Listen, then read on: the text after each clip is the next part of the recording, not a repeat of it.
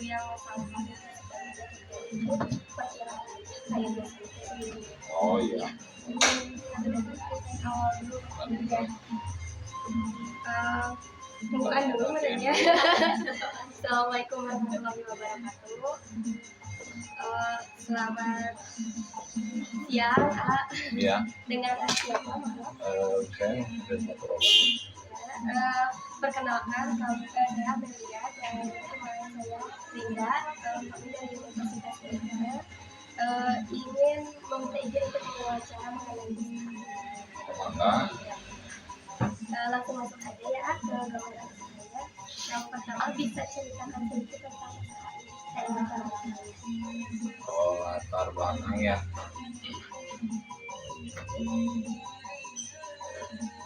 Saya itu mulai sekitar tahun 2016 ya.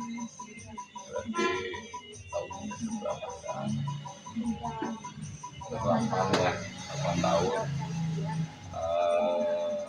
Jadi awalnya sih dulu kan saya itu seller ya, bukan seller, reseller produk sepatu gitu. Cuman satu posisi itu bukan prihatin ya, jadi merasa hutang secara psikologis ke customer gitu. Dia jualin barang yang memang saya bisa bilang itu kurang sesuai lah gitu ya kalau untuk dipakai gitu. Dengan tubuhnya idealis, ya itu udah mending buka produksi aja deh, biar saya bisa bikin sepatu yang benar gitu. Maksudnya bukan fokus di sepatu juga ya, di alas kaki lah secara umumnya gitu. Entah itu mencakup sandal atau sepatu ya.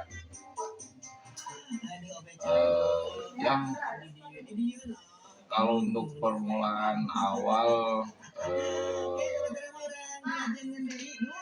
ya produksi itu di sepatu basic itu dibilangnya sepatu apa ya, sepatu pantopel pria. Nah itu dulu arahannya buat instansi, jadi untuk sepatu pesanan dari TNI dan Polri gitu. Saya ada fokus lah di situ gitu. Cuman seiring berjalannya waktu ya kesini saya ngerambah ke produk fashion ya, khususnya sebenarnya sih jadi saya ngerjainnya maklun. Jadi brand-brand yang sudah berjalan dan mereka memang tidak punya atau memang tidak tercukupi secara supply barangnya, supply sepatunya, ya saya di sini bantu buat penyediaan. Apa yang usahanya, kenapa memilih yang jadi sebenarnya saya itu ada brandnya. Jadi sebenarnya saya namain tempat produksi itu CRD atau singkatan dari Corodox ya. Kalau kata orang itu nama Corodok lah gitu. Corodok itu nggak halus, nggak mulus gitu intinya. Ya seiring kayak apa ya, ya namanya usaha lah, naik turun gitu ya. Disingkat jadi CRD Factory gitu. Kenapa Factory? Karena di sini saya ada satu cita-cita ya, satu harapan itu dari skala industri itu bisa meningkat ke manufaktur gitu. Nah 2023 akhir itu karena saya coba ikut ke pengadaan yang lebih besar, terus memang customer saya menuntut buat ada legalitas secara hukum, saya buka PT namanya Anbesa Footwear Creation gitu. Kalau ditanya kenapa namanya lagi, Anbesa itu nama tengah anak saya gitu. Jadi kalau Footwear Creation jadi kreasi di footwear itu ya memang saya ada di bidangnya gitu. Jadi kalau bisa dibilang apa ya, industri kreatif sih sebenarnya ya. Kalau untuk lokasinya ini tuh di mana? Sekarang Saya bertempat di Jalan Situ Tarate, bukan jalan ya, Jalan Terusan Cibaduyut yang Situ Tarate 1 nomor 15. Ini masuknya kabupaten. Ya sebelumnya kan Amel udah tahu ya tempatnya di Sauyunan gitu. Nah itu jadi dialihfungsikan gitu tempatnya. Ya, produk atau layanan yang ditawarkan itu tadi sepatu aja atau gimana? Kalau kalau untuk yang sifatnya maklun ya, sifatnya maklun, jadi saya di sini menerima order disesuaikan dengan peralatan yang mendukung gitu. Jadi untuk produksi karena gini ya, karena sepatu atau alas kaki itu kan konstruksinya macam-macam ya, gitu nggak cuman apa istilahnya nggak cuman si sol itu ditempel lah, mungkin dijahit gitu. Nah itu yang perlu alat pendukung gitu. Jadi kalau secara spesifikasi mungkin di sini bisa ngerjain untuk yang cementing sama sampai ke black stitch gitu. Black stitch kan dijahitnya pakai mesinnya gitu. Berarti itu khusus dia aja kalau gitu.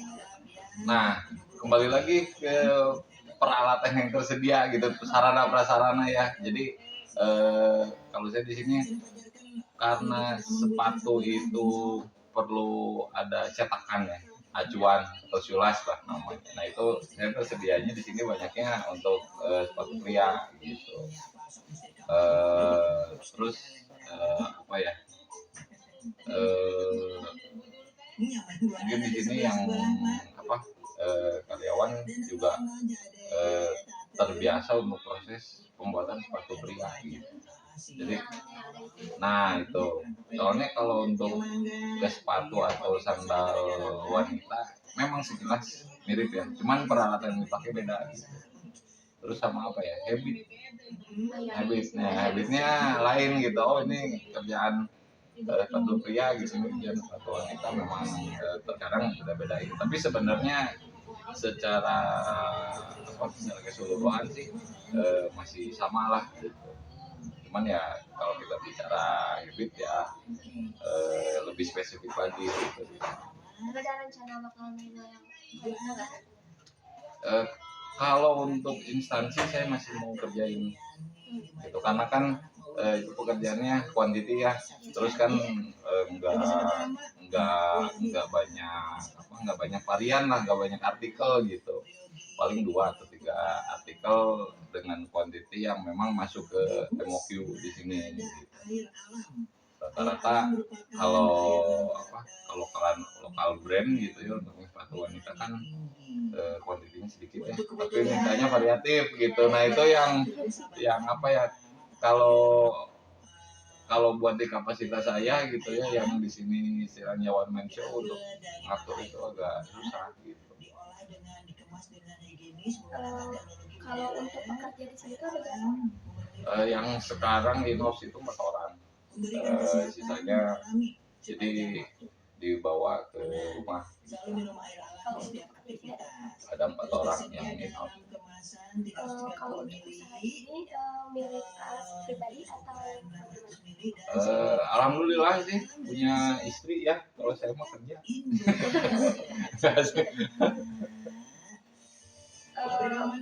usahanya itu dimulai tadi 2016.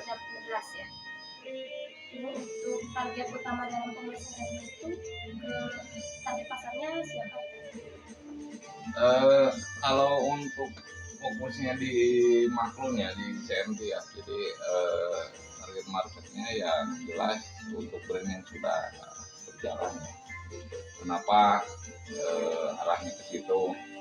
Satu posisi kita kan perlu pekerjaan yang memang jangka panjang berkesinambungan gitu, atau bisa dibilang reguler lah kita ngerjainnya gitu. Jadi tiap bulan, biasanya PO tiap bulan itu repeat order gitu, jadi putarannya jelas gitu. Jadi tiap bulan itu udah jelas produksinya berapa? Ya. Jadi kalau saya sih sistem kontraknya kan biasanya sama brand itu antara 6 sampai 12 bulan gitu. Jadi untuk waktu tersebut ya udah tau lah mau ngapain aja gitu, untuk kuantiti berapa gitu. Kalau misalkan sekarang masuk ke kisaran biaya, kalau misalkan buat biaya bahan baku yang tetap itu kira-kira apa aja sama biayanya berapa gitu? Estimasi. Kalau untuk material ya, kita bicara kan di sini artikel banyak ya. Cuman kalau dia rata-rata kan sepatu pria kulit itu perlu harga apanya nih yang spesifik? Tetap kita harus beli kulitnya. Kalau untuk secara keseluruhan ya, mungkin di range harga 180 sampai 220 ribu per pasangnya. Udah harga jual sih sebetulnya, udah harga jual. Kalau misalkan kan tadi bilang kayak itu bahannya dari supaya Nah, jadi gini, kalau tergantung brandnya ya. Kalau brandnya misalnya mau FOB ya berarti saya sediain semua gitu. Jadi brand itu cuma dia pesen produk ke saya dengan nyantumin brandnya gitu. Sisanya semua saya yang handle. Atau ada sebagian juga yang saya disuplai materialnya, karena kan materialnya khusus nih, nggak ada di toko, nggak ada umum lah gitu. Nah biasanya saya disuplai kalau yang gitu.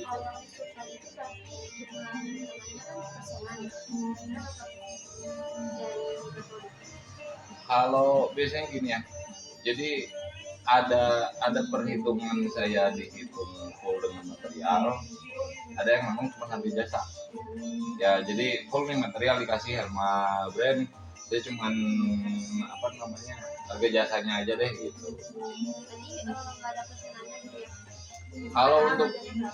Kalau untuk persentase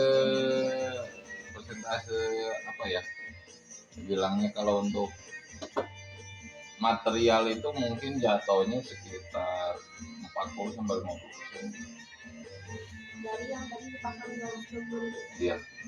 Sisanya kan biaya operasionalnya, pekerja, mungkin yang itu ada margin. Kalau misalkan kan produksi karena kan sebenarnya ada banyak, ada lebih, ada kurang ya. Nah itu kalau misalkan itu yang paling utamanya dari Kalau lagi banyak ya biaya belanja lah pasti ya. ada perkenalkan Saya biasanya gini, jadi kalau di saat memang sebetulnya kan saya terjadwal ya, maksudnya satu posisi terjadwal itu karena untuk di bulan berikutnya atau di dengan waktu tertentu itu kan memang sudah ada perencanaan produksi kan sebelumnya gitu. Jadi kita kadang nggak terima juga order yang ledakan gitu. Karena gini, dengan kapasitas yang memang terbatas, kalau misalnya saya ambil kayak order dadakan, tiba-tiba ada order nih, paling mensiasatinya gini, saya rekrutmen dadakan juga ya mungkin ya gitu ya, saya rekrutmen atau saya kan ada rekanan yang bisa bantu untuk support di SDM-nya, mungkin di alatnya mungkin, atau memang ada beberapa proses yang saya yang tadinya ngerjain sendiri, mending saya beli setengah jadinya deh gitu, meratakin gitu. kalau misalkan dia kan kayaknya tetapi sewa kayak Ini sewa per bulannya sekitar 2,7. udah termasuk Oh belum, itu kan untuk biaya sewa tempat ya? Iya segitu. Kalau di sini itu kan ke include ke biaya operasional ya, jadi memang ada fixed cost yang memang saya bebankan ke produk yang dibuat, cuman kan dibagi ke quantity ya, nggak bisa biaya A dijatuhin ke satu barang kan nggak mungkin. Kalau saya ngikutin kultur industri yang ada di Cibaduyut itu kebanyakan membuat ya setiap hari Sabtu.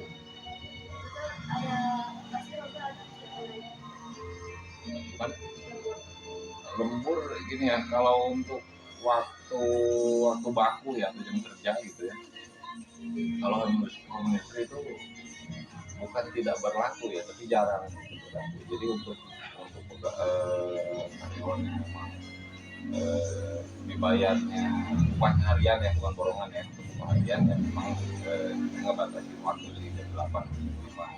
Setelah itu kalau memang lebih ada.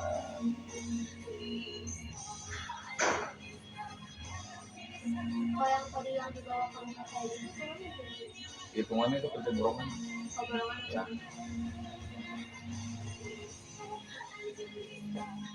Jadi kalau kerja borongan ya dihitung per pasang atau per proses lah, gimana saya kasih kerjaannya ya gitu. Jadi ini karena kan kalau bikin sepatu itu dia nggak bisa satu orang dari raw material dari nol itu sampai barang jadi itu nggak bisa. Jadi memang ada beberapa tahapan lah yang apa namanya, ada keahlian masing-masing lah intinya di situ. tapi kan yang tetap sama borongan sama aja berbeda. Iya. Kerja untuk yang PFP itu ya untuk penjualan Kalau kalau untuk ke apa ya, untuk nutup ke beban operasional aja ya, minimal jadi targetan produksi itu di 400 pasang, 400 atau 500 pasang tergantung ini ya, tergantung si produknya yang mana nih yang dikerjain gitu. Jadi saya memang membebankan ke setiap produk itu beda gitu. Ada yang misalnya di produk yang A, oh kalau full kerja yang produk A mungkin lebih dari 500 pasang.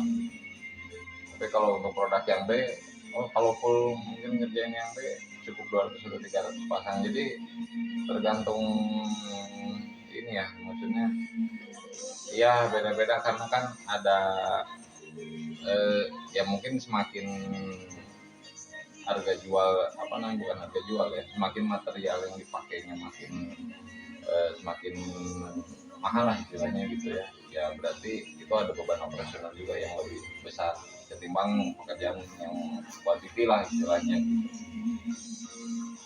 Selanjutnya untuk perkiraan target keuntungan Kalau untuk maklum nih variatif karena saya juga harus bersaing dengan produksi yang lain gitu ya. Tapi satu posisi ini juga saya nggak bisa mengabaikan yang namanya kualitas hasil gitu ya. Rata-rata dari 8 sampai 12% nggak besar. Jadi saya nggak bisa matok ya, nggak bisa matok di produk A. Oh ini bisa makin 8%, produk B 2% enggak, itu beda-beda. untuk mencapai target keuntungan ada strategi Satu posisi ini ya, karena saya di sini mengandalkan trust ya, maksudnya kepuasan pelanggan pun ya, kita perhatiin gitu. Jadi untuk setiap batch produksi atau setiap hasil produksi dari ini ya terukur berstandar lah gitu. Jadi kualitas dan pemenuhan pelanggan ya itu memang harus wajib terpenuhi. apa yang bisa dilakukan jika ada yang buat anggaran jadi ada belanja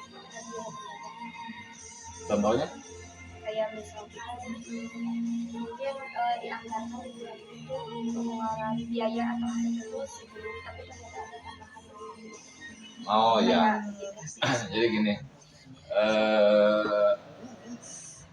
mungkin ada satu case gini, saya itu anggaplah saya itu mesti belanja untuk satu minggu mungkin sekitar 20 jutaan aja ya belanja. Nah, tiba-tiba bisa lebih. Itu biasanya gini, ada material yang memang MOQ, karena MOQ gitu. Saya sebenarnya kebutuhannya cuma 100 nih, tapi saya harus beli 200 gitu. Nah itu kan berarti ada kebutuhan mendadak juga kan di situ ya. Saya biasanya ke supplier itu minta minta support juga, minta bantu lah untuk pembayaran secara tempo gitu, nggak langsung cash secara 100% gitu. Nah untuk apa tujuannya? Ya oke lah, saya beli deh boleh 200 pasang nih si materialnya. Tapi saya bayar tetap di 100 pasang dulu nih sesuai kebutuhan gitu. Jadi kalau memang itu dipakai untuk 1 minggu, mungkin minggu kedua baru bisa bayar gitu. Dan memang apa ya, ya alhamdulillah sih supplier juga banyak yang bantu ya gitu, sudah banyak yang support ke saya gitu. Untuk posisi ini juga bisa apa ya, ya alhamdulillah bisa pada percaya gitu ya. Jadi tinggal saya lagi belum bisa bayar atau misalnya saya satu posisi juga telat pembayaran gitu ya dari brand, ya supplier aman-aman aja sih. Terus ada tantangan apa sih yang terbesar gitu yang pernah dihadapi sama penjual mengenai biaya maupun apapun lagi? Kalau untuk industri itu ya mungkin di sektor usaha lain juga mungkin sama ya, karena memang yang pertama gitu kita nggak bisa penerapan sistem secara baku gitu. Karena industri itu ada apa ya, ada hubungan personal secara emosional gitu. Ada pelibatan urusan hati lah gitu dibilangnya gitu. Nah gitu, nggak bisa kita baku secara sistem gitu. Jadi kalau untuk di sektor home industry mungkin di atas 50% juga sih ya. Karena apalagi di kelas kaki ini ya, saya pun ini ya susah untuk cari kerja. Sebenarnya banyak ya, cuman nggak masuk ke kualifikasi gitu. Banyaknya itu ya yang kerja asal kerja gimana sih gitu. Kan ya itu yang jadi kalau saya sih biarpun si hasil produksinya sedikit ya tapi terukur lah, bisa kejaga gitu. Dan saya pun apa ya, walaupun secara tidak ada garansi istilahnya, garansi ini produk dari hasil produksi saya itu 100% maksimal, tapi setidaknya kalau memang itu semua terukur kan saya bisa apa ya namanya, untuk saya bisa janjiin lah pelanggan gitu. Jadi gentleman agreement-nya di sini dipakai gitu. Lu kan kalau industri sekarang lagi ya itu cara mengatasi perubahan pasarnya itu ada kiat-kiat yang dilakukan. Mungkin kalau itu pertanyaannya khususnya yang punya brand ya gitu. Nah, cuman bukan saya juga belum pernah jualan ya, maksudnya satu posisi memang kalau persaingan luar biasa sih gitu. Luar biasa. Kenapa saya heran sama produk impor yang memang harga itu bisa ini loh. Memang kalau targetnya dilihat satu sisi ya, dilihat satu sisi ya konsumen mah senang-senang aja lah dapat barang yang memang apa namanya sesuai dengan harga lah intinya gitu ya. Semakin murah semakin baik untuk dompet ya, berarti ya bukan berarti produknya makin baik, nggak juga gitu. Tapi nggak jadi juga makin murah makin buruk, nggak gitu. Tergantung lah itu mah. Tapi satu posisi itu kadang gini ya, karena saya juga ada di produksi, jadi kadang saya berpikir untuk ngejar harga jual, anggaplah harga jual 100.000 gitu, berarti saya itu minimal atau bukan minimal ya, maksimal produksi itu di harga 35 atau 40.000 untuk harga konsumen 100.000 ya untuk tanggal di retail 100.000 gitu. Karena kan gini lah, kalau kenapa kok gede banget kayaknya marginnya gitu, nggak begitu perhitungannya gitu. Karena di e-commerce sendiri anggaplah si tetehnya punya brand A gitu ya, pengen jualan nih di Shopee, oke lah si teteh pasti beli produk harga 30.000, dijual harga 50.000 pasti boncos, pasti minus gitu. Jadi memang ada perhitungan, ada beban operasionalnya yang memang juga nggak sedikit gitu. Apalagi e-commerce sekarang kan minimal aja udah 9% ya, 9-12% lah. Ya itulah. Udah segitu kan pertanyaannya. Ada kan ya tadi kan dari customer itu kan kontrak ya. Nah itu customernya langsung DP atau gimana waktu kontrak? Kalau untuk kontrak enggak ya, nggak ada DP, nggak ada apa. Jadi hanya perjanjian kerjasama itu. Ya biasanya per PO per bulan. Nggak ada sih. Kalau material ya termasuk DP juga ya berarti ya. Karena saya kan sebenarnya nggak usah harus belanja gitu material tersebut. Tapi jarang sih, rata-rata yang masuk ke ini biasanya hobi gitu, mereka cuma ingin produk seperti apa dengan merek mereka, udah di situ aja dari development sampai barang jadi yang ngedorong. Makasih banyak Kak. Boleh pingin izin videonya sama Mangga boleh dikontain aja, maaf berantakan nih. Berarti produksinya di area depan aja? Ya, untuk produksi cuman sejajar ini sampai ke belakang. Boleh. Mangga, ayo.